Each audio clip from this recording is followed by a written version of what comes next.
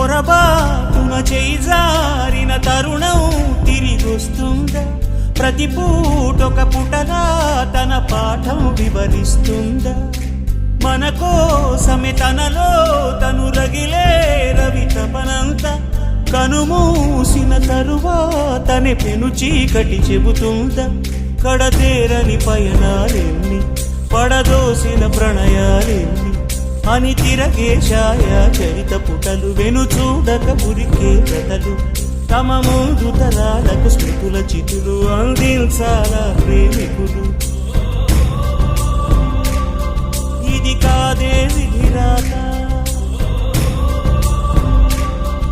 అనుకోదేం ఎదురీత.